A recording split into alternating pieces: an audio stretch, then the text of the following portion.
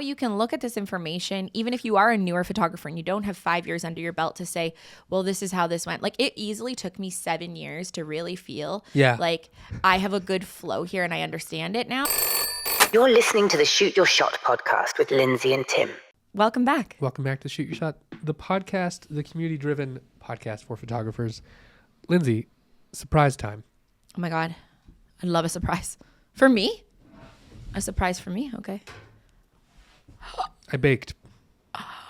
You guys, Tim. Tim. I baked Oh a my lot more, but I gosh. ate a lot this morning. So What are these called? These are called Madeleines. Madeleines. I started making them. I decided I wanted to start making them for 2025. And so for Christmas, I asked for a baking tray that supports the mold of a Madeleine. Everyone, please And they're look at this delish. beauty. It's so cute. Tim made these for my Taylor and my Christmas party, the Jingle Ball, our annual. And I didn't know that you made these. Yeah, dude. Because they are so perfect that I assumed he went to like Nova Era Bakery or something, our local bakery, and you just bought these. So when I saw these on your... Tim made his vision board yesterday. Yeah. And these were on his vision board, which I was like, you're going to eat some more cookies, dude? And he was like, no, bake. But also I'm going to eat some more cookies. I'm going to have a bite. Yeah, please take a bite. They are my little God. like seashell-shaped things if you're listening and not watching. They're kind of like a cross between a cookie and a cake. It's like a shortbread cake. Yeah. Oh my gosh, they're so good. I didn't... They're probably not my best work. I didn't sift in the flour at the same time as stirring. I put it all in. I'm like, oh shit, so I have to overmix it, but hopefully it's good. If you need to reiterate, just let me know. Oh, no, I will. I'll keep trying bring 'em in. them. Yeah. So far, I'm not sure how they get better than that. I'm trying to not chew into the microphone. People with mesophobia are losing their minds right now, but that's fine. You sound great. Listen, you tuned in. You know what this episode's all about. We are Pic-Time users, big advocates. Lindsay's an ambassador. For Pic-Time. Pic-Time, what's up? Come at your boy Tim. We'd love to be We're part of that huge team. fans. But, Yeah. I switched over this past December. Took advantage of all their Black Friday stuff for migration. Over 200 galleries got migrated over, which is fantastic from all the weddings I've shot in the last 9 years. The ones that people are still together at least. They did a annual what and how photographers shot in 2024 So I love stats. We love numbers. Oh, we love a number. We love a number on this When this show. thing came out, I was like, Give me that. why am I so excited about data Yeah. right now? But Yeah. I am. And we've talked about this on the podcast before. You and I have talked about this a lot. Yeah. Data when you're in high school or in university is just terrible and not fun and not an enjoyable thing to talk about. Actually, the entire reason why I didn't get my honors degree and instead I got a general degree was because I could not do stats class. Weird. So I don't want to be the one running the stats. I'm not really interested in the one figuring out the calculations in order to The get Excel the statistics spreadsheet, together. Sure. Yeah, the numbers. But I really love the analysis of it, and I really love reading other smart people's analyses of the data. And so Pic-Time, I don't know if they've done this before. I really love it, but they put together an industry data page on their website. They sent it out to all their customers yesterday, I think. And we're going to go through it all because I think it's so interesting. Totally. I think, Tim and I can sit here and yap all day about things we think and feel, and we're curious about how are things going in the industry? What are people doing? Best guess. We're all just taking a shot at it, Yeah. And actually one of the things that they talk about in it that I did find really interesting was different camera gear. Because people are talking like out of their absolute booties about who shoots on what. And if you look at YouTube, you would assume that everyone is shooting Sony, I would think, probably, right? Like, because that's what a lot of the creators are shooting on, I wonder which if I think is a really the budget, good, right? it's Like, a it must be good, it. solid PR move on the behalf of Sony. They bring all of the top creators out to Sony Kando every year. Yep. They put them up at like a Ritz-Carlton and give them cameras to use all week. And they're doing a really good job in the influencer market. I will say also that Sony users are the most aggressive I've ever spoken to. They're so loyal. Sony. They're so loyal. Crazy loyal. Magic, I'm not talking to you every time I bring up any camera brand. You're like, G-Master. This is garbage. This is not Sony. And you get really upset with me. And I'm I like, love that relax. for him. Gary, you listen. You're from Rochester. You hate everything that's not Sony. It's wild. Although Gary, listen, I got a DM from Gary, and I don't know if he was being facetious or not, but I'm pretty sure that he told me that he was looking at Nikon, but it's okay. interesting. It's totally Listen. okay. We're all here. We're all friends. There's no One wrong thing that answers. we are not is brand loyalists, right, Tim? That's right. Right. Actually, a guy commented on my most recent behind the scenes wedding day that I did with Taylor Yes. and you. Your last day of Canon. My last day of Canon, and people are really upset about it all over the place. And one person commented and said, I hate Nikon and I wouldn't switch from Canon for anything. For anything. Come on. And listen, I know we're all just yapping. Gun to I know your that's head? literally the whole point of the planet is just to yap and just live, laugh, love, yap. Just yap every day until you die. But this guy literally said, I wouldn't switch from Canon for anything. And I honestly, I wanted to go down the rabbit hole so badly. Like if Let's I had do all the time, scenarios. Yeah. I was like, if Canon came into your house, Have the your CEO family. of Canon Yeah. broke into your house, kissed your wife, slapped your son. If Canon came in and they did that, if Canon, every single photo that you took, instead of it making a shutter noise, it said, you're an idiot. If Canon made you lose an entire wedding gallery, knock on wood.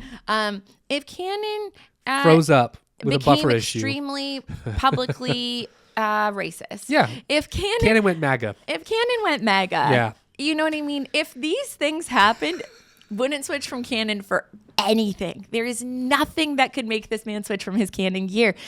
And so we now have the statistics, at the very least from Pic-Time's users, which are international. They are literally across the globe. The only places I would say that Pic-Time is maybe not prominent, and this is a guess, I don't know if it's in their data. Okay. What? Where? Would be in places that don't have great access to internet, where people are Right. still delivering things by USB and CD True. and whatever, right? True. Like in like less developed countries where their internet access is maybe not extremely good, it'd be pretty hard to be delivering by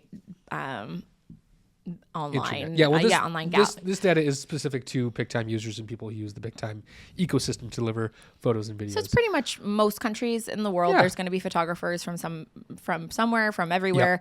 And I think the data is pretty interesting. Yeah. So we're going to get into it. Tim and I we're going to scroll through. We're going to show you guys the data.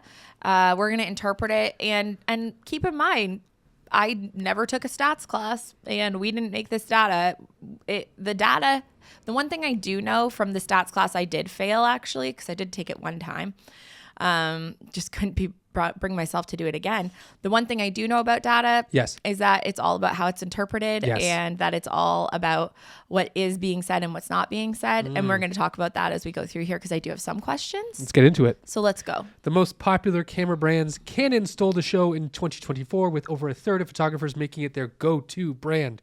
Nikon and Sony followed with numbers relatively close to one another. But hey, end of the day, it's not the brush that paints the masterpiece. It's the artist holding it. Well done, whoever wrote this copy. Honestly, the copy blog. is phenomenal. It's brilliant. So Canon came in at the top at 35.27% of Pic-Time users using Canon, followed by Nikon at 14.8%.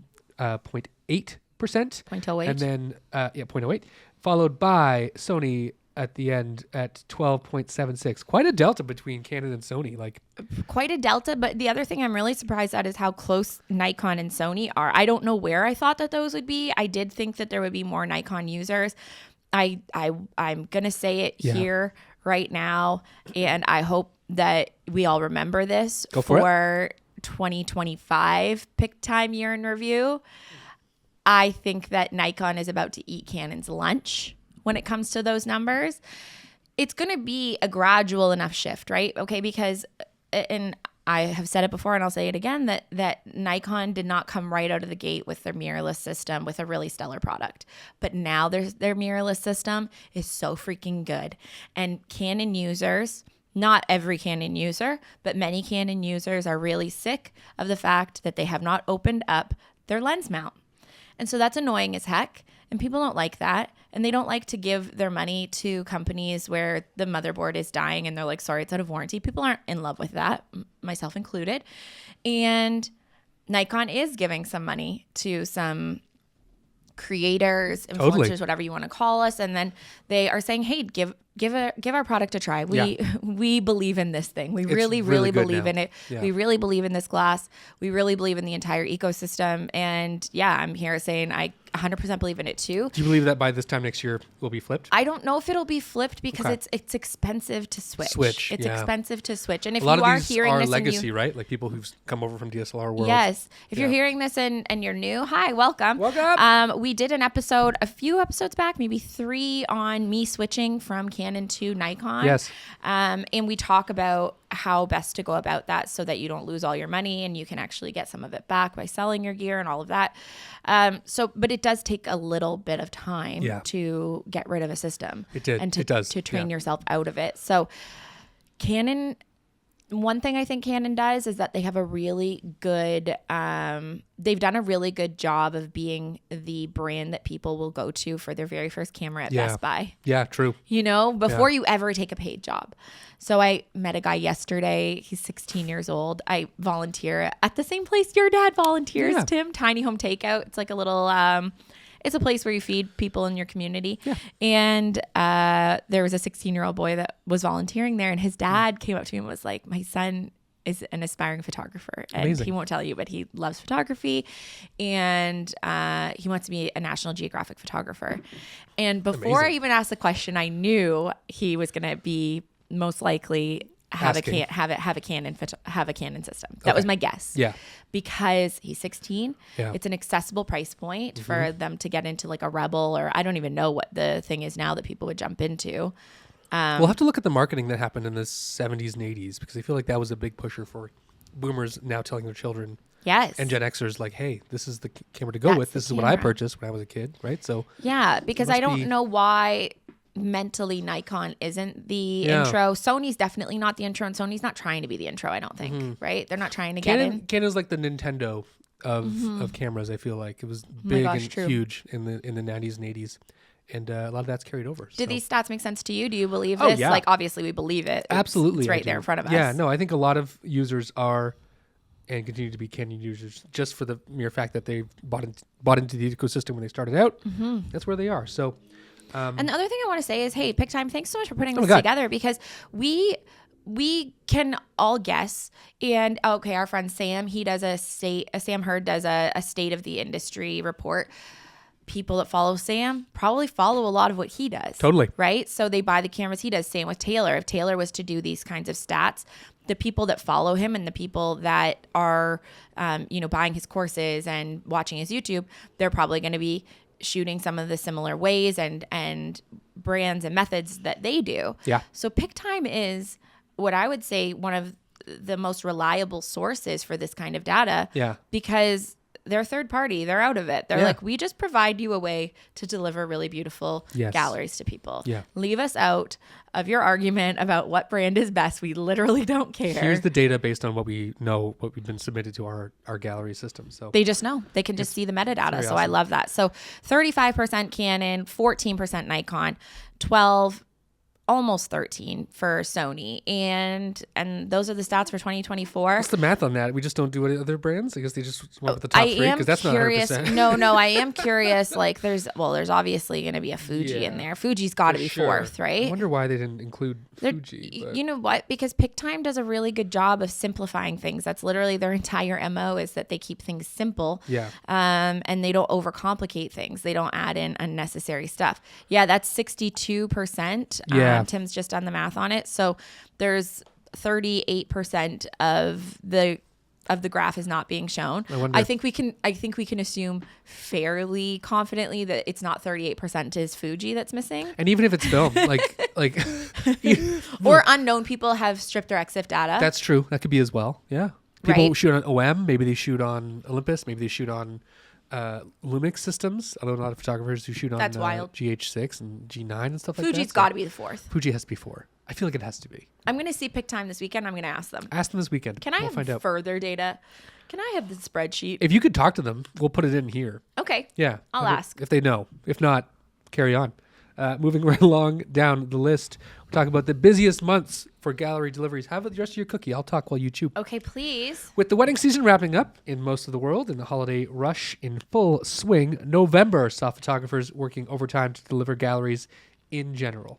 The period from October to November saw peak activity. So you see a bit of a graph here starting January. It's kind of like an Apple graph where they don't really give you numbers. I'm like, we've created the best system for laptops. They just have like a relative graph of a bar chart here. So it starts in January, which is the lowest, peaks a bit in February. March is about the same. April goes up a bit. A big spike in May. I wonder why. Relative to June, July, August, September.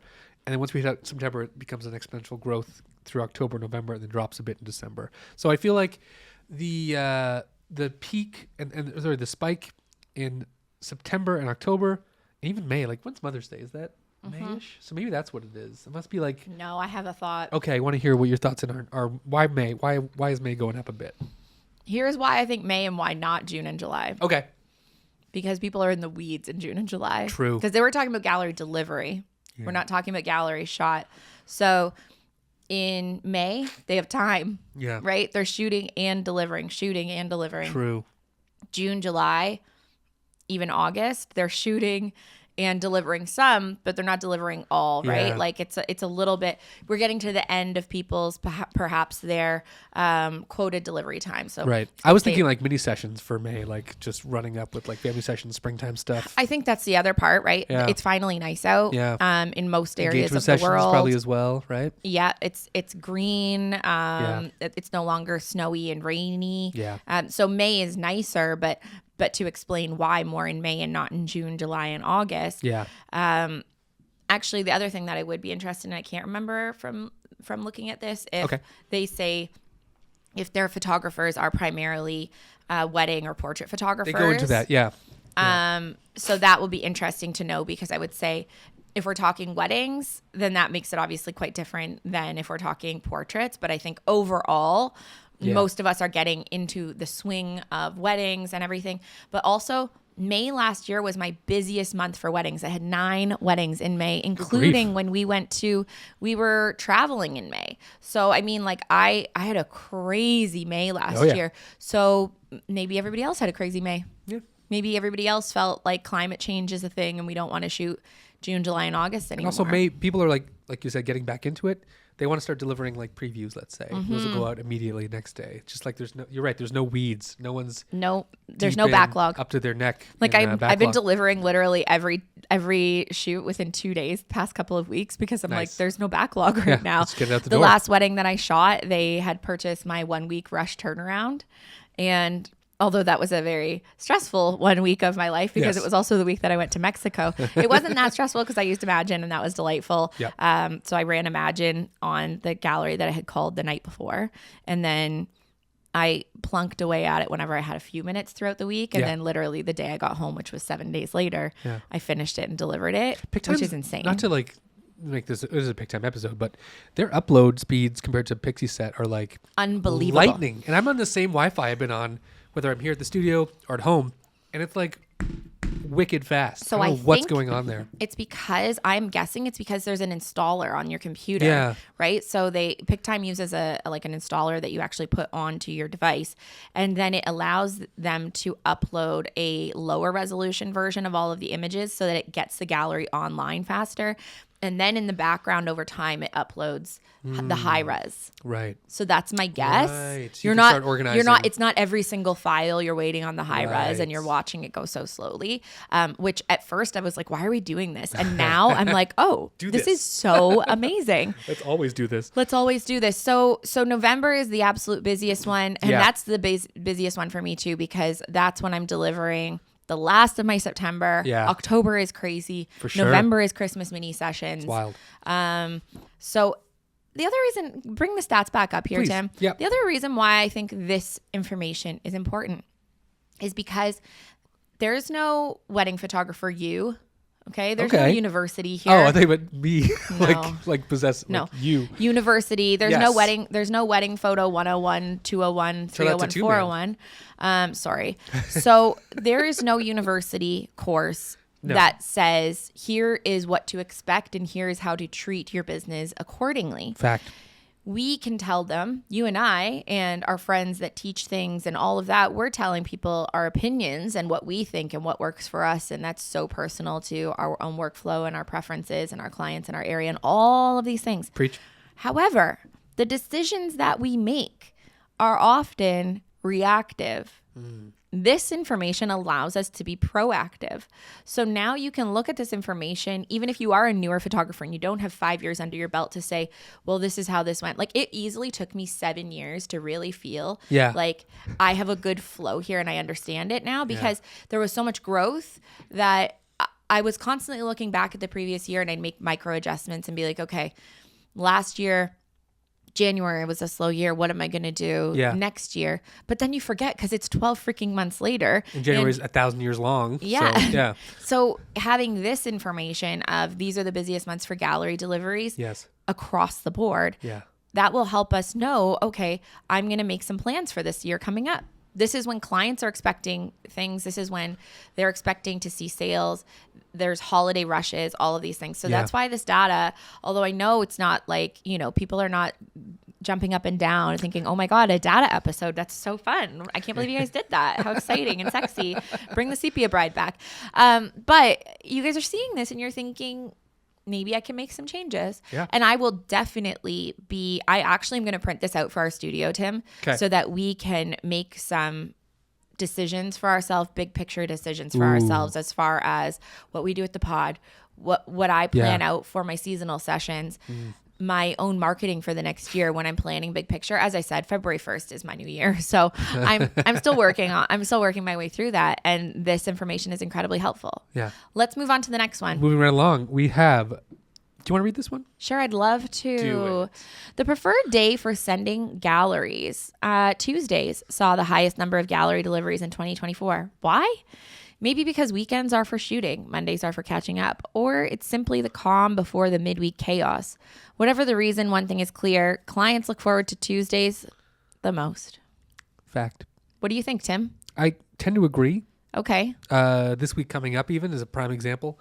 I have 2 wedding shows I'm attending. One is Wedwell in Mississauga, Ontario, and the other one is the Pearl Open House wedding show, which is like a new thing that they're doing. I'm stressed just thinking about it for you. I'm so sorry you're not going to be there. No, I'm stressed just thinking about how much work you have going on this week. It's a lot. So I am going to miss it, but also I can't believe how much you're doing in like a 24-hour period. So I have to go to Wedwell on Friday at noon to set up my booth and also set up a bunch of time lapses because I'm recording video for their marketing efforts for next year. Cool. And then I'm also to set up my booth, which is great. Excited for that. I have it kind of dialed in from this past year. And then I go home, and then Saturday morning, I wake up, I go to booth, I record some video of like candid stuff that's happening as well as attend my booth. I do that from 12 till 4. 4:15, I can start tearing down my booth. I tear down my booth. I go to my car. I drive an hour down the 401 towards Whistlebear, where the Pearl show is happening. I have to set up my booth and be in there before 7 o'clock to set my booth up. Otherwise, I close the doors. For the next day, another wedding show, I think from 12 till 4. So it's a lot. I've dedicated Monday to be That's a crazy do nothing. 3 days. Do nothing. And I think a lot of that is true for people who are shooting weddings on the weekend. If you do 2, 3, sometimes 4, God forbid, you want to take a day off. You know what I mean? Yeah. And when you have a backlog, you're like, okay, I'm going to deliver this week. Maybe you take Monday. Maybe you do a casual breeze through the gallery, make sure it looks good. A few edits need to be done. You're like, cool, do that again. And then Tuesday you send it off. You feel productive again. I agree. I think I also generally try to take Mondays off when I'm in the thick of wedding season, because there's no standard weekend in my world usually. No. And Sundays I do a lot of family sessions. So Monday is my day that I try to take off. When it's really busy, my version of taking that off is like I go for a longer walk, I do yoga, whatever, and then I sit on my computer with a TV show on instead of coming into the studio. Yeah. So like there's definitely in the high point of the season, usually Monday's still a pretty it's a chill work day, I'll say, instead of an off work day. True. But Tuesday, I actually a few years ago started putting on my calendar Tuesday blocked off for studio work. Yeah. Because I found myself getting so stressed that if I didn't block that day off, like a full day of studio work, I do not book shoots that day. Yeah. Then the week would rule me instead. It gets away from you, right? Yeah. And then when you are lucky and you are getting tons of bookings, it's really hard to say no to them. Yeah. when your 7 days a week seem wide open. Why not? Right? Okay. So you got Friday and Saturday booked for weddings or something going on. And then Sunday through Thursday, you're like, oh, I can book it all. No problem. Sounds awesome. So Tuesdays for me are my delivery days. So I found that to be really interesting. I don't think I'm delivering enough to skew the charts here, but Tuesdays are definitely the day that I would see myself delivering the most. You know why that is for me, actually, that I picked Tuesday? Go for it. Taco Tuesday. Taco Tuesday. Because Taco Tuesday, you want to be there around 4 in the summer. Yes. You got to get there early because the students all know it's $2 tacos. And we're like, hey, we work in the studio together on Tuesdays. Taylor texts us. He works from our home office around 3 being like, hey, can you guys walk up to Ethel's? Save us a table. I walk the dog. I see you soon. So what would I do if I had a shoot on Tuesday? I would cry. You'd be dead. I would cry. And it's like a reward. You get a little taco treat after you've done you got to eat delivery. dinner. Yeah.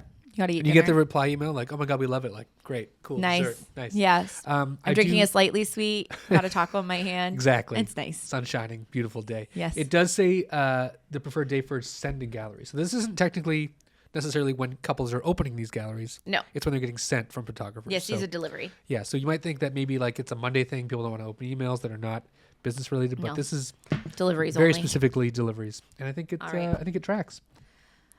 Oh, hi, everybody. I'm back. I'm eating a cookie. We'll go to the most popular hour for photo shoots, which is, according to Pic-Time, across the year, 4 to 7 p.m. consistently saw the most action with the highest number of photos being taken at 5 o'clock p.m. And what's the least popular time for photo shoots? Before 11 a.m. Seems like mornings aren't exactly a photographer's best friend. Huh. What a surprise. Do you do any morning shoots? I don't think I've done a morning shoot since like Mexico, like in 2018, 2019. Oh, yeah, I do one like once a week. Okay. Literally. Like morning, like sunrise. Before 11. Oh, wow. Okay. Tell me about that. I mean, I take photos of babies. True. So. Fair enough. Parents are up. Yeah. You know, I had a shoot in here on Tuesday at 10 a.m. That's right. So I don't do a lot of sunrise. I would love to do more sunrise. I am most of the year an early morning person. The last few weeks I have been struggling because it's January. But most of the year I'm a morning person and I would rather do a morning shoot when everybody's feeling fresh. But if we're talking engagements and things like that, most people are not wanting to do full glam hair and makeup before 6 a.m. That's what I mean. So that's tough. But the kids are fresh. They're freshest in the early morning. So when I can, I encourage my clients to do 9, 9:30, 10 at the latest. Kids are usually up at like 7 o'clock, if not earlier. Yeah. I just always have to remind my clients, especially moms, or just people with long hair or want to do makeup or whatever. I'm like, if you want to do this, keep in mind, you might think, oh yeah, my kids are usually up and out the door by 8 or whatever. That sounds nice, but are you ready? Do you have time to get them and yourself up? Because moms are always the people that put themselves last. Yes. So I have to add in a little reminder of like, just give yourself some extra time. Yeah. Ask your partner or maybe have a parent or somebody come over to help get the children ready so that you have some time to get yourself ready, right? Because there are so many times I show up to people's homes and mom is still blow drying her hair and I'm like, well, shit, guys. It's time. She was always the last one at the door, my mother, whenever we would go on trips. 100%. I remember like we'd be in the car and my dad would be like, okay. I'm like, she's drying her hair. I'm like, let her dry her hair, man. My dad was the same way. And God bless them all. They are the same. But my dad would be like, what is she doing up there? My dad's favorite was, she's just got to do one last thing of dishes. Because my mom didn't want to come home to dirty dishes in the sink. Obviously, that's disgusting. Yeah. But my dad would be like, now's when we're going to do the dishes. Yeah. And I'm like, now as the woman and the adult woman in my household, Taylor's an angel. He would never roast me for being late for anything. No, he just go back to his computer and edit more video. He's like, no, he would help me. He would he would be like, we have to do the dishes. That's an important thing to you. Okay, we'll go do the dishes then. That's wonderful. That's awesome. But it's different times. Our mothers made us this way, right? My mom made me and his mom made him more understanding of the getting out of the house kind of thing. Yeah. But it's always traffic related too, like wanting to beat traffic. Beat traffic. And I'm like, so we're going on a 3-day road trip right now. Also, we're an hour early to this Christmas dinner. Yes. No one else is here. Yeah. My dad used to always be like, we're the late Coulters, the Coulters that are always late. And I'm like, oh my gosh, it was just so funny because I think that growing up and also still like we always think people are thinking about us more than they are. Truly. Right. And you just always wanted to be the people that nobody's disappointed. I see it in my own clients still where people are like, they're really beating themselves up over being late. And I'm like, I just tell them, I would have been shocked if you were on time. Truthfully. I am always shocked when my clients are on time because I show up about 10 to 15 minutes early for every shoot. That's always the goal. And when people are sitting in the parking lot for waiting half an for hour, me, I'm like, what the heck? Yeah. And I always tell them this has never happened before. This is a first. Very rare. This is a first. Back to the stats here. 4 so the to most 7. popular hour is 4 to 7. Yeah, the I average mean is- that just makes sense. Average of that is 5, No, right? not one of us is surprised. A lot of ceremonies happen around 4 o'clock, 4:30. I feel like that's when cocktail hour happens. People are popping off Generally, photos in the wedding sunset. world. Sunsets around that time, averaging out through the you know the summer months of the year in North America. You've got like reception happening, speeches, dances, all that stuff pops off. Yeah. I'd say between ceremony and reception, cocktail hour, this is your peak time for taking photos. And yeah, if you're doing portraits, Totally. you're probably Sunset, family, whatever. Engagement. You're probably going to do them close to the golden hour. the golden hour. I truly wish we could rename it. What do you want to call it? Just literally anything else. I Okay. don't know. It does give me the ick. Sunset hour? No, I just call it sunset. Like, Okay. Or I call it glowy. Like, we'll Glowy get light like that hour? glowy time. Okay. If you guys want a good glow going on, then that's what time we're going to shoot. I just don't like the term golden hour. It's just not for me. I just think it just gives me a nick. Anyways, I don't think there's any stats about that. So let's move on. Moving right along. Okay, here, The I'll shift read in this one framing. for This you. one's very interesting. Okay. I actually am so interested in this because, well, we'll read into it after. Okay. The shift in framing. Portrait-oriented photos are now nearing 50% of all images delivered. Whoa. Marking a steady 10% growth since 2019 when they accounted for just 37.26% of all photos. This clear and steady shift reflects the rise in mobile screens and social media-friendly content, with the photographers embracing vertical storytelling more than ever before. And we've got the numbers right here. If you're looking at us on YouTube, we've got 2019 coming in at 62.74% of those were horizontal. And still in 2024, horizontal images are still coming in at 51.95%. So still slightly over 50%. But the comparison of 37 to 48, 10% jump is huge in vertical images. No surprise to me there. What's really funny to me is when I was first starting out, a photographer that I follow in this area, Jessica Blaine Smith. She's incredibly talented. She's based out of Toronto. She was a friend of Taylor's. And this was when I was just a wee baby photographer. And she posted on, I want to say it was on Facebook. It was long before the days that we used the term hot take, but Jessica was full of them. And Jessica posted her own hot take that was when that a photographer is a real photographer and I'm totally botching this. So Jessica, sorry, I'm going to just make it sound way worse than it was. But it was somebody's a real photographer when all of their photos are in horizontal. And then it was I remember it being oh gosh, vertical. I went to Taylor and I was like, oh my God, am I missing something here? Because I shoot in vertical sometimes. And he was like, dude. and Taylor was like, no, I don't understand that. I don't know.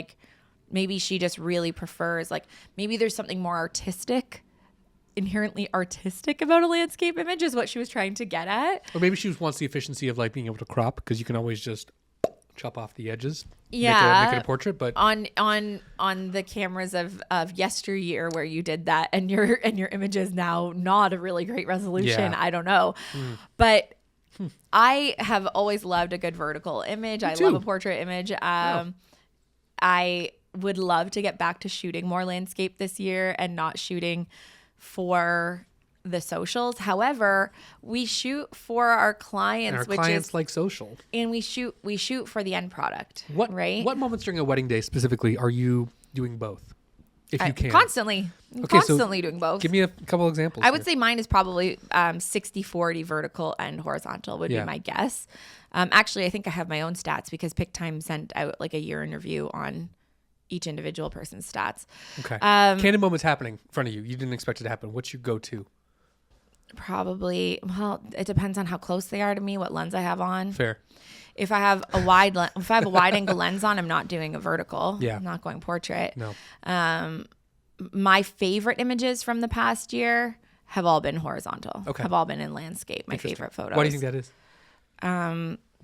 They just feel nice. Yeah.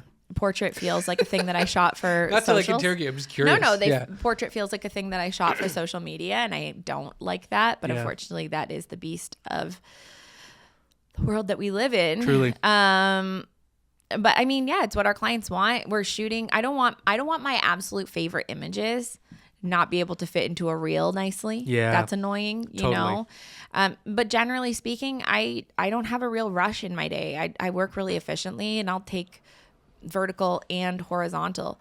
I also really like close up, like veil shots or whatever. Yeah. And I don't want the top of somebody's head to look like a cone. True. So if I am doing that, it's probably on a 35 or a 24. Yeah. And you're going to get a cone head action if Don't I want shoot that too closely. Yeah. So partly it's that. The lenses you use.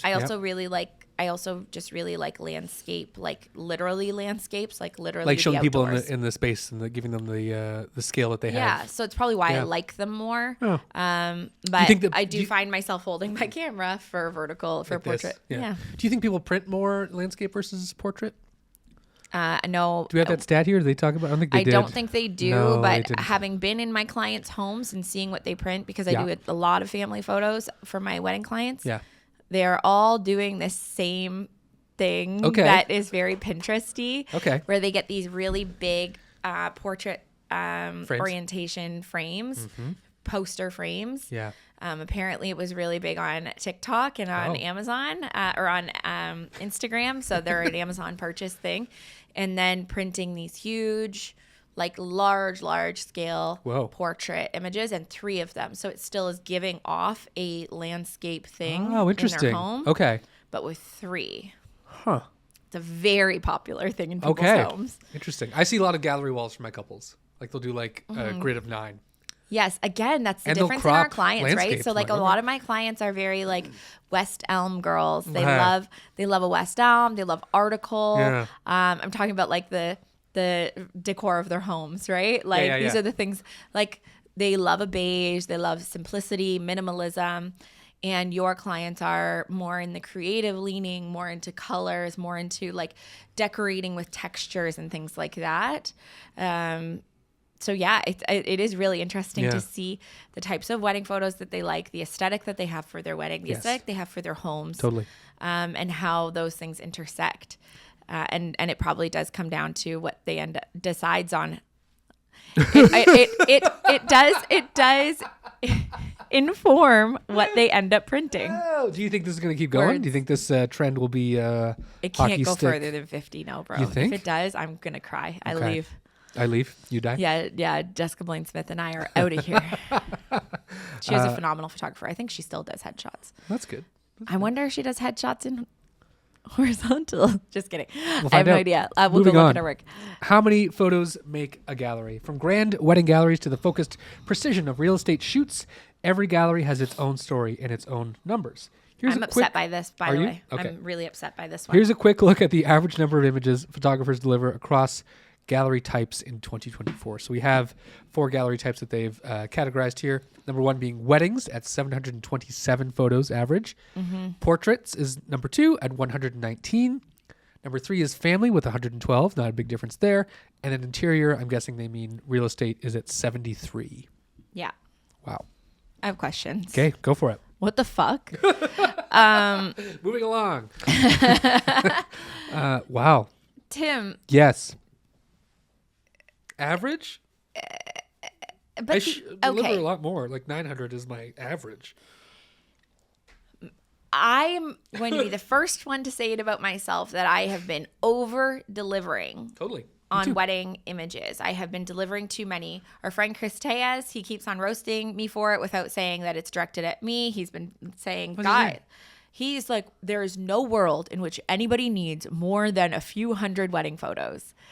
And I firmly disagree with him. I do truly disagree with him. And Chris has told me that he feels like, hi, Chris, I love you. Chris has told me he feels like there's no reason why people need more than that. And my argument is it's not a need, it's a want. Yeah. We don't need wedding photos at all, actually. It's an opulent day.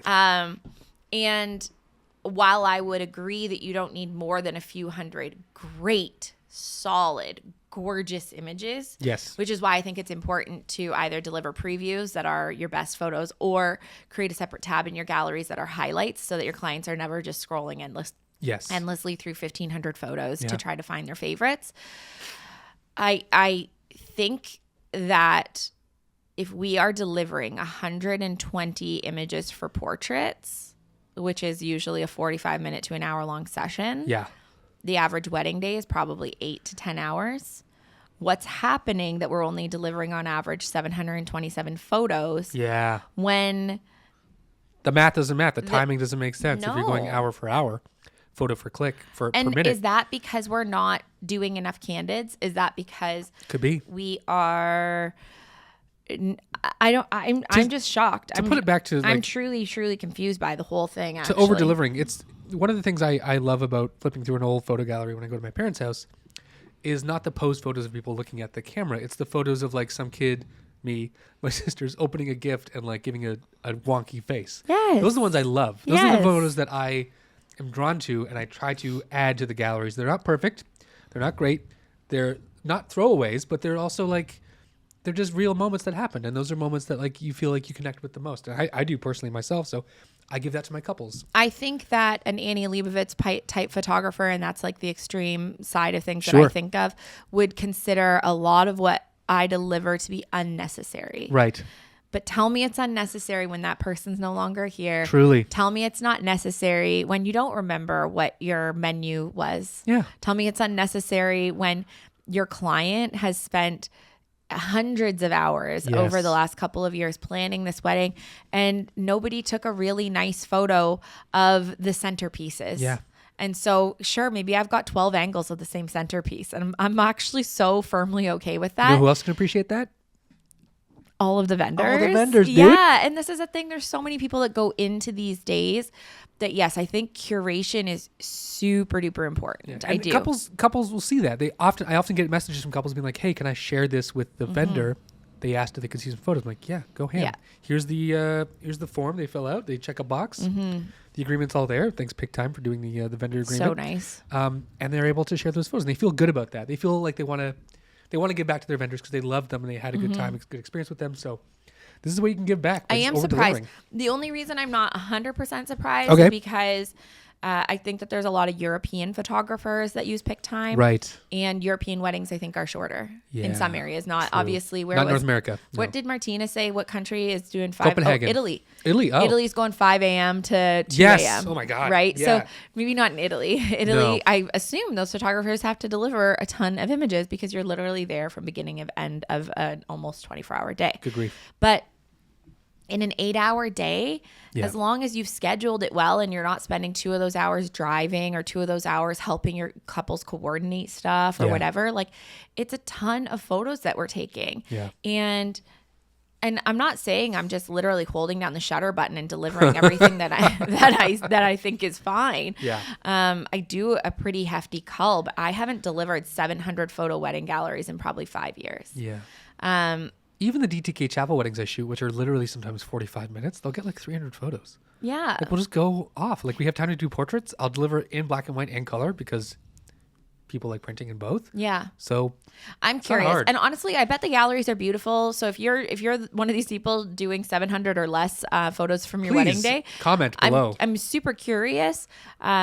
Do you ever get your clients reaching out saying, "Hey, is there anything else?" Because when I used to deliver 500 photos, I would always be getting, "Hey, what is there any? Can we missing? see the raws. something else or whatever?" But it was also when I didn't used to help my clients with scheduling, so I was doing so much more day of coordination for my clients, and that's also not happening. So I am not I'm not happy about this statistic. It's making me feel bad about myself. Portraits though, 119. But maybe Chris is going to feel good about it. Chris, this is not a Chris Tejas roast show. We've obviously told everybody how much we love Chris. It's coming up later in the season. Chris does that. Yeah, that episode's coming up. Chris has also said to me how he feels like that would be something that would be different. And I agree. I think as long as you're telling your clients, here's what to expect, Yes. there's nothing wrong with it at all. If you tell your clients, I curate a perfect 300 photos, and that is what you get. They're like, great, sounds good. And they sign up for that. There's a lid for every pot, folks. Same in the video Absolutely. world. I find that like I tell couples that I deliver everything that's a complete moment. So first dances, I roll on the entire thing, and they get a video of their first dance with mom, with dad, with each other, as well as first look. You get the entire thing. It's like they're like, oh, and then maybe it's shooting myself in the foot, but the raw footage package looks less and less appealing. Like, well, I get everything I need, but over deliver. Your couples will be very happy. They'll ask less questions too. That's the thing. I get way less, hey, where is this emails, which is really nice. So I also just screw less stuff up now, right? So there were things that I was maybe not delivering because it wasn't my proudest moment. And through, many years of working hard and trying hard and doing nice things. And also just because our gear is getting better, right? Truly. Like having way better autofocus. Way less back focus. Yeah, that makes a huge, huge difference. So that's my thoughts on that. Moving on. Interiors. We don't really shoot real estate. I'm not talking about it. I don't Let's care. not go into that. Sorry. Moving along. What kept clients viewing longer? Okay, so photographers have come a long way since the days of delivering galleries on flash drives, with the more advanced ones now offering clients interactive ways of searching, filtering, and viewing their photos.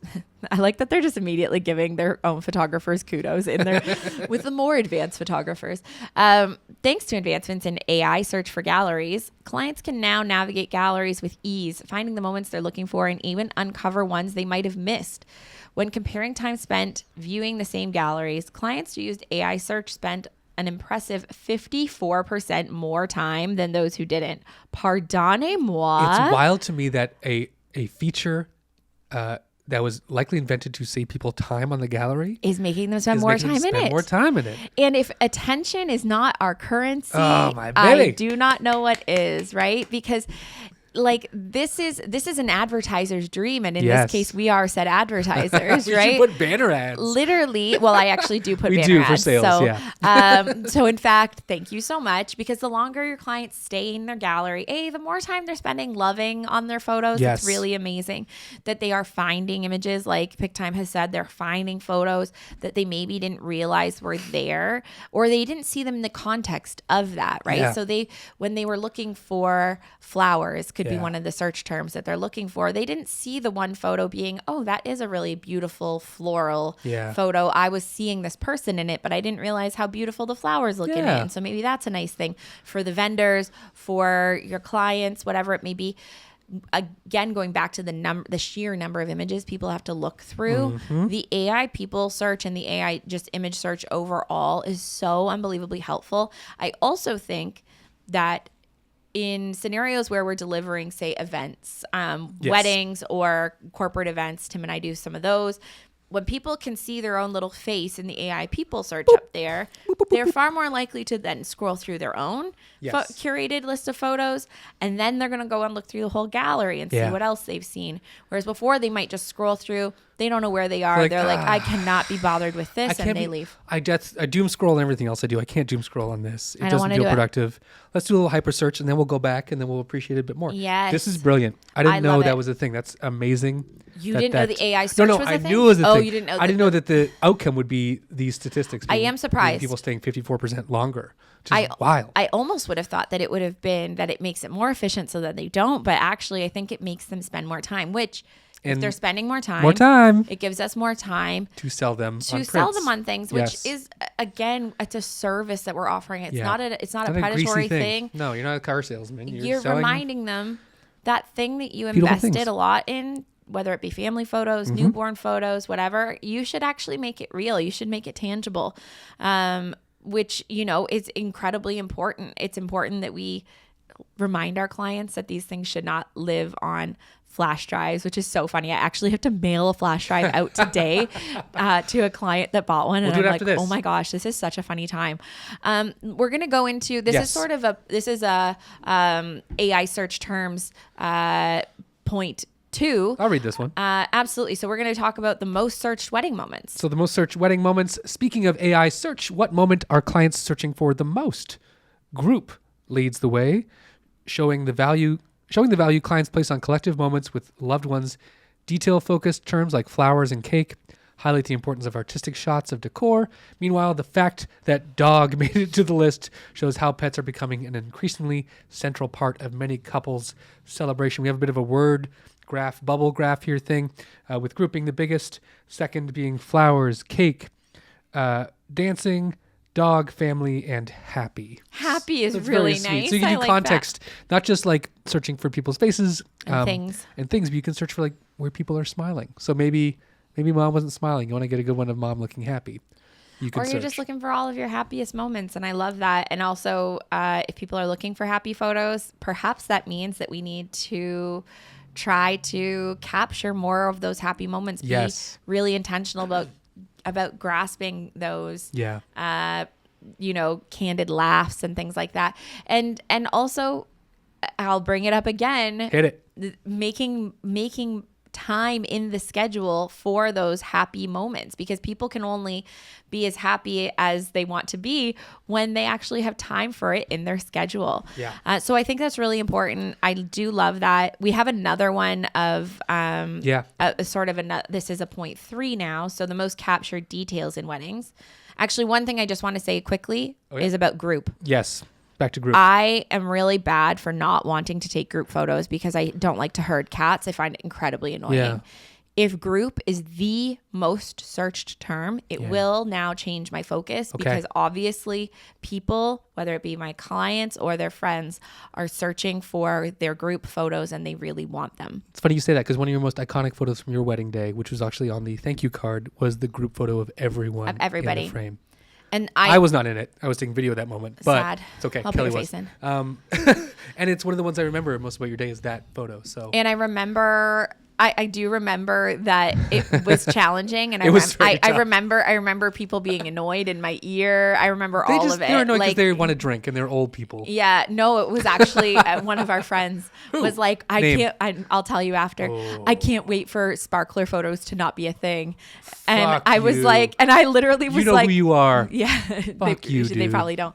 But it is one of my favorite photos. I can guess. One of my other favorite photos that I really loved was Go for it. our wedding party at the end of it, when everybody at the end of the aisle, we had just come up, the servers handed us all a glass of champagne, and it was a big scrunchy photo. Yeah. Because I have a lot of photos of Taylor and I throughout the years, and I love that. Yeah. But the thing that's really unique about your wedding is that all of your people are there. So this is a really nice reminder for me and for all of us that the group photos are important, and it's important to tell your clients that group photo you wanted, we should still do. Because that's a thing that our clients are often saying, let's get out of this. I don't want to do the group photo anymore. Yeah. It's annoying. Tell me one person that can help me find these people and we'll walk around and get them, or like meet me at this spot right here and we will go and make sure that this happens. And I am pretty good at making sure, if they've told me like, I want my uni friends together. I keep on shortening university. Like it's way too many syllables. I want my university friends together. I want my cousins. I want whatever. I'm always happy to do it. And I think it's so important. One way you can engineer this backwards to make sure you're getting these photos, and maybe just tell your couples, hey, this is the most searched stuff that people want. You probably don't know it now, but you're going to want it later. Let's do a first look. Oh Get my your gosh, family this photos is out of the so way, good. and then we can spend all of cocktail hour taking group photos of people you like, or even just getting candids of like impromptu portraits. So, I am going to share this. I'm gonna make a carousel of this and tell my clients this is what people have wanted. Because I do tell people when we are planning, I said, listen, I have the data. I know what people download. Yeah. So you might not think that your family photos are important, but those They are are. the most downloaded photos. This one's From printed too. some of my clients, those are the ones that I see them downloading the most. So when they're like, let's just skim through the family stuff. And I'm like, okay. No. I shall not be doing that Grandma will not unless be you here forever. truly hate your family, in which case, why are they Why coming? are they here?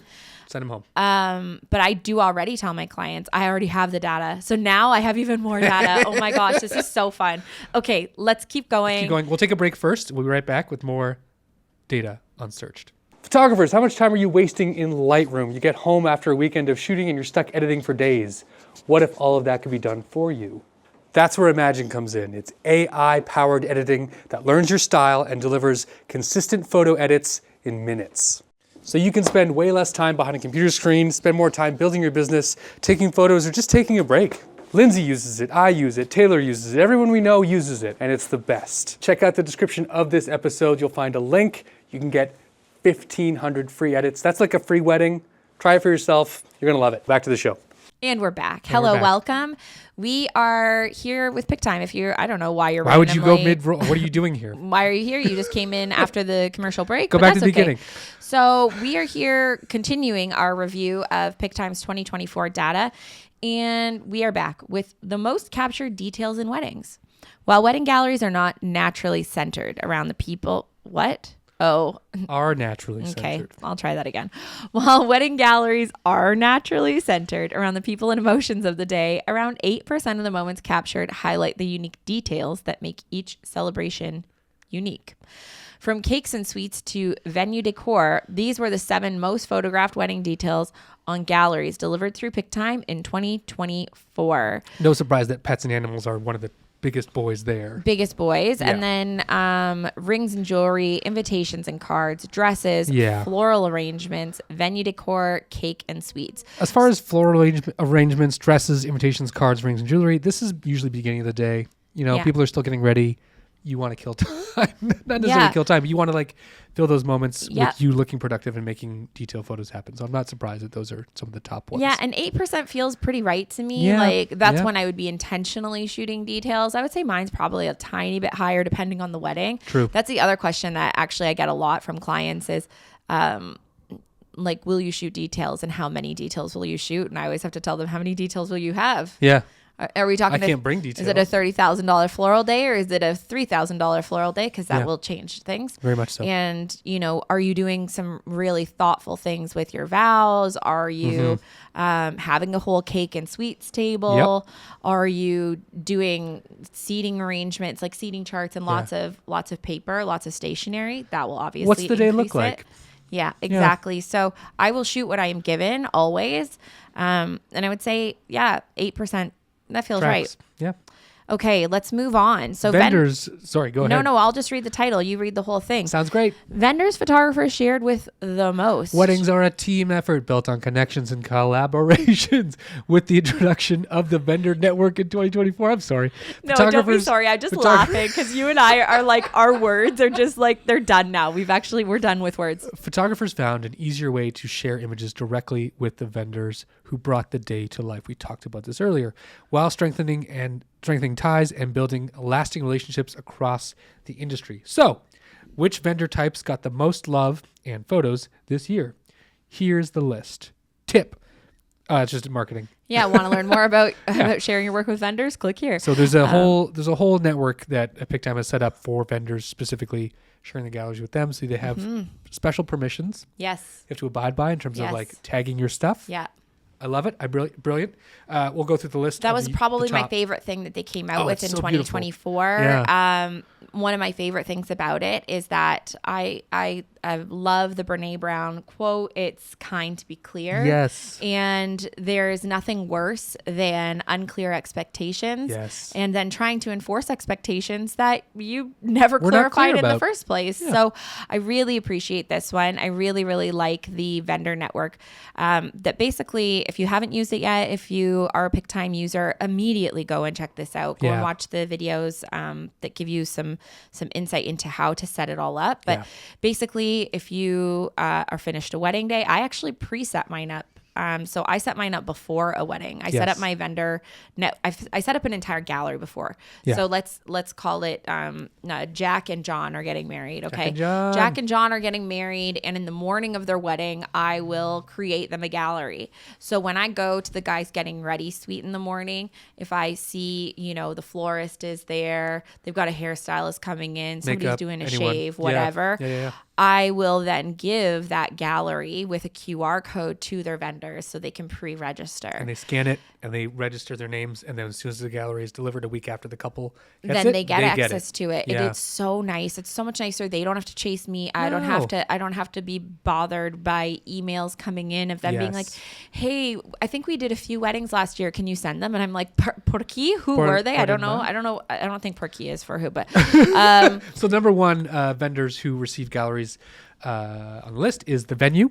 Yes. Followed by wedding planner, followed by florists, makeup, and hairstylists. You know what's so funny? I'm so bad at sharing with the venue. I know. I think venue is my last one.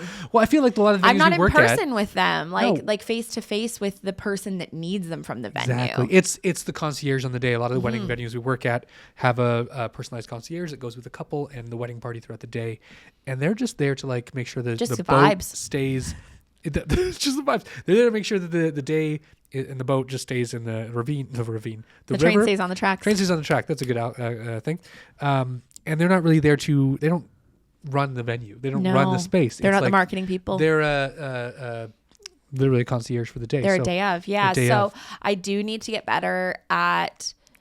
What I should do right now is just add in the vendors, like create them their own vendor profile and say, hey, I have this so that when I'm at a venue, I can assign them. Yeah. Right? Because I don't have them in front of me. Makeup artists, florists, whatever. They're all in front of me. Yeah. Officiants. Those people are all getting galleries. You're not going to track down Raylene or Vanessa and be like, hey, scan this on What's the up, day you of. guys? Yeah, no, I'm not doing a good job of that. So venue is a really smart one to be sharing with everybody because venue is the first place that they're booking. Yep. And if the venue likes you and a wedding planner likes you, it's looking real good. Most of the time, florists and makeup artists and stuff, they might be sharing a lot of photos, which is good, but they're probably not getting hired before you are. So, this one I'm really excited about, Tim. Okay, let's do it. Okay, when do clients buy the most prints? So, more and more photographers are offering clients printed products through their online galleries, turning digital memories into something tangible. If you haven't started yet, you might be leaving untapped potential on the table. The good news, now is the perfect time to jump in. The data shows a clear rhythm to print sales, a steady rise right after February, coming on up. What's up? Building up to a holiday season peak. And then you can learn how to set up your print store in under 10 minutes in the Pic-Time thingamajig. We'll link this whole thing for you guys so you can have all the access to it if you'd like. But October, November, and December big boys are no surprise at all the times when clients are buying the most prints. And no surprise to me here that there is a direct correlation to when galleries are being delivered, November being the peak right before the holiday season. Freaking bingo. Interesting that May is not seeing a real... May gets a bit of a peak. We'll just zoom in like here. A real slight, a little bit of a jump. It's not as directly correlated though. Not I wouldn't say. No. January makes sense for me because if you've ever worked in retail or the restaurant industry, you know people are broke. They're paying off their credit cards. So not a lot of sales going on. January is the bottom of this graph. Yes. It's the absolute bottom. The pits. So January is probably not a time when I would be putting a whole lot of effort into marketing prints then, knowing that. I would start picking up my marketing efforts early Feb if February is the time. I will say I sold two $200 print packages this past week. Amazing. From the February launch that, again, Pic-Time does this. They're really good at it. They sent me an email being like, hey, do you want your couples to buy photos and gifts like a for Valentine's Day? I'm like, sure. I checked a box. I set up my rate. I coordinated to the rate that I have for like default for prints. Mm-hmm. And then I made 2 sales just from like love an automation. Emails to everyone. It's wild. I love an automation so much. I love an automation that I didn't make. It is so good. And I would also say that the biggest sales automation time of the year for Pic-Time is the holiday sale. Totally. So there's 2 different holiday sales times for Pic-Time. There's the pre-holiday and then holiday. And they start, I want to say early November or maybe late October is the first chunk. So that portion, the pre-holiday, is encouraging clients to purchase things that have longer delivery times. So albums, canvases, things that just have a longer lead time on them. And then getting into the later part of it, so early December, late November, then a new automation kicks in, the other one ends, and the new automation kicks in, and that one's encouraging people to purchase prints. So 4x6s, 5x7s, you know, which actually I think we do get into here, as well as to what people are actually printing. Let's get into the top selling products. Already have an active print store in your galleries or thinking about creating one? The next step is deciding which products to feature. Don't worry, we've got you covered. These top selling products from 2024 are a great place to start. Number one top selling product is prints. By almost 2 times everything else. Awesome. With frames coming in second, which I love because frames is such an annoying thing for people. And I you know, when clients purchase prints and they don't have a plan for their frames, they lives in a box forever. They haven't done the giant size poster frame from Amazon or whatever. Frames and the corresponding print size is somehow like Da Vinci Code level math for people. It's an extra step to the, like, you have to go to the store. You have to, like, I know, but not even that. They're like, okay, so if I have a 5x7 printed photo and then I want a matte and then I want a frame, how? It's right? The math is crazy. Yeah, it's wild. I'm not exaggerating. Last year, I had to reorder an entire print thing for a client because she didn't understand that the photo that I shot for her, if she wanted it to be a 5x5 print, would be cropped. Good. I fired her as a client after this because it was truly the most painful experience of my entire season. Woof. 2 different occasions we had conversations. I was like, it's a 5x7, so there's 2 extra inches on one and 2 and then only 5 on this one. You know, we're explaining this. Yeah. But she couldn't wrap her head around it. And she was like, but I just want it to be a square, but I want the whole picture in. And I'm like, so 6. So there's going to be white bars down the side if you want it to be a 5x5 then. Like, that's not how it's going to go. So not just to be here to roast that client, but to say what a service that is, that Pic-Time and the print services like GTA Labs and whatever that are associated with Pic-Time, that we offer frames. It's so nice. And it is a hefty print sale when a frames order comes through. Have you sold frames yet? Not yet. No, just print so far, but I'm excited. Frames be nice. Okay. Yeah, they'd be really nice because a print is a really reasonably priced item in the gallery, which is probably why they are such a hot seller, a beast in the selling market. But the frames really just bump that right up. It's also just nice to have, like you said, like that one-stop shop for your customers. It's a finished product. They open the box, they hang it on the wall, and it's done. Uncle. Following that is gallery boards. Yeah, interesting. We don't do a lot of this in Canada. I don't know what the fucking gallery board. It's an America thing, for sure. I don't know how to describe it to you without you seeing it. Gallery board. It's a thing with multiple. No, that's not it. No, like, do Pic-Time gallery board. Type that in and see. Because I think people will maybe want to see this. Okay.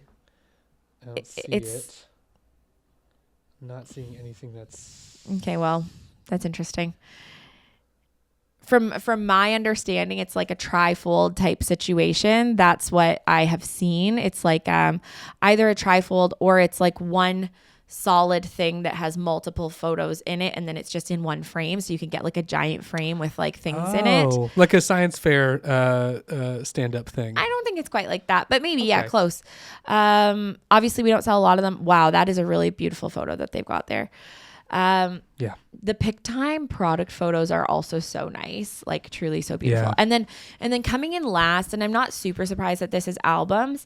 The reason why I'm not super surprised at it is because A, they're expensive, but B, a lot of people are still doing custom album work. Yeah. And I am the same way. A lot of people bake this into their packages as well. It's like, hey, you buy this package 12 hours, whatever it might be, you get an included photo book. So it's kind of a baked in thing. Yeah, or people just really want to design them for their clients, which I do personally. So not a real huge surprise on that one for me. I think this is the final. Is this the final? Yes, it is. Yeah. Okay. So the final one we've got for you here is the most popular print finishes, and this is really interesting actually because again we want to be the experts for our clients. And what the heck do I know what the most popular thing is? And now actually we do. And I actually even had a client reach out to me saying, "What finish should I choose?" And Well, I said matte, so I mean, hopefully I was right with that. But a closer look at the best-selling product, prints, reveals semi-gloss leading in 2024, accounting for the majority of prints sold. Matte prints followed as a popular alternative, while fine art prints came in third place and appealed to clients seeking a more luxurious, high-end option.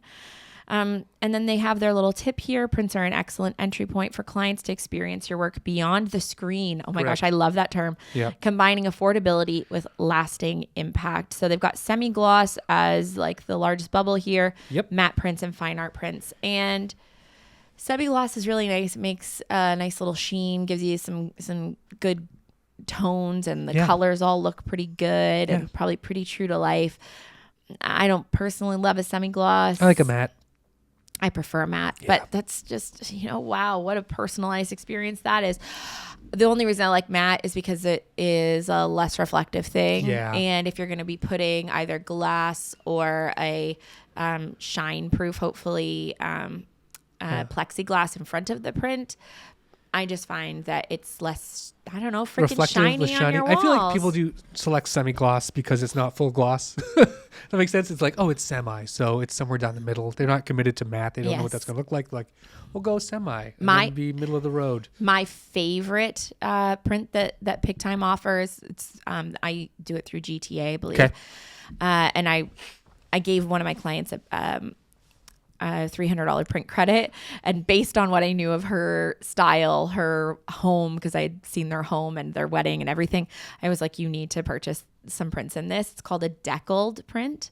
Go look it up. It's so beautiful. Okay. Hand torn edges. Ooh. And it's like a fabric. It looks like it's been printed on a really on a woven fabric-y paper. Okay. And I'm going to order some for myself for our house. Like, you don't want to overdo it. You don't want an entire wall of deckled. But if you are going to be mixing and matching tones and textures, it's a really beautiful one. And again, let's remind our clients that it's really nice to be creative, but it's also really cool if you, as the photographer and the person that's offering prints, can make some suggestions to your clients. You're helping people design and cultivate a beautiful home. Yeah, they don't know. So if you are a photographer and you're able to go to a conference this year, WPPI is coming up in March, and Pic-Time always is there in a big way. They have a huge booth. Yeah. And one of my favorite things that they do is that they show a lot of their printed products there, so you can actually touch and feel them. Yeah. That's how I discovered their calendars, Love the which calendar. I love. Love the calendar. They just have a lot of really, really beautiful products. And again, if you can touch and feel it, then you can make some better recommendations for your clients. Yes. Perhaps you want to purchase some as samples for your own studio or even just to meet up with clients and have them. But prints are nice, and we like those things. And thank you, Pic-Time. Pic-Time, you really came through in a big way. Thank you so much for just taking all the data that we give you and making it beautiful and relevant, and something we can share with our couples to help them educate themselves on how to better structure their wedding days and what to expect from the galleries we deliver. Yeah. If you have listened to this whole thing, thank you so much. Oh God, thank you so much. Another data nerd like us. We would love if you can, stick around because we have forgot to roll the magic 8 ball. Oh, my back. But if you can tell us a couple of things in the comments, I'd love to know what you were most surprised by, what you were least surprised by. Share your thoughts on this. Anything that stood out for you that you were like, yeah, that doesn't make any sense to me at all for how I run things, or that doesn't hold up in my area. Let us know. We want your feedback. Is there anything here that you saw that is going to change the way that you're going to run your business this year? Please let us know in the comments below. My question is, will portraits overtake landscapes in 2025? Okay. The answer is, don't count on it. Okay, well. Right here first. The 8 ball and Lindsay agreed. Thank you so much for liking, commenting, sharing this video, and giving us 5 stars on Apple Podcasts and Spotify. That's always important. We like your reviews, and we like you. Thank you so much for being here. It's Tim and Lindsay. Shoot your shot. We are out for another week.